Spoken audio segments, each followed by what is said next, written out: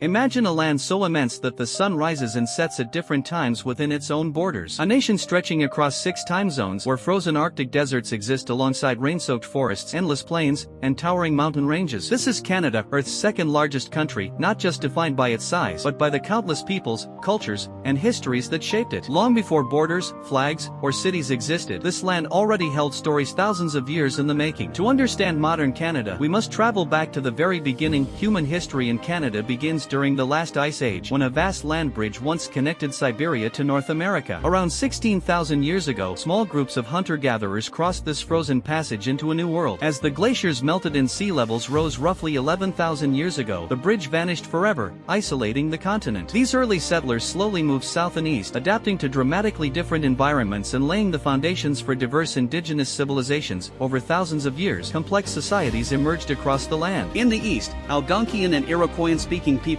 inhabited regions stretching from Hudson Bay to the Atlantic coast. On the Central Plains, Cree-speaking nations followed massive bison herds, living nomadic lives shaped by the rhythms of nature. Along the Pacific coast, Naudine and Salish peoples thrived on rich salmon runs and towering cedar forests, crafting canoes, homes, and totem poles. In the far north, the Inuit developed remarkable survival strategies to live across the Arctic from Alaska to Greenland. Centuries before Columbus sailed south, Europeans had already reached Canada. In the early 11th century, Norse explorers ventured west from Greenland. Leif Erikson is believed to have reached lands he called Helluland and Markland, likely modern Baffin Island in Labrador. Pushing farther south, the Vikings established a short-lived settlement at what is now Lanse Meadows in Newfoundland, naming the region Vinland. Here, the first recorded encounters between Europeans and indigenous peoples took place. Distance proved fatal to the Norse presence. Cut off from Scandinavia, their settlements were eventually abandoned by the 12th century. Knowledge of this western land faded from European memory, leaving North America largely unknown once again until nearly 5 centuries later, when exploration resumed. In 1497,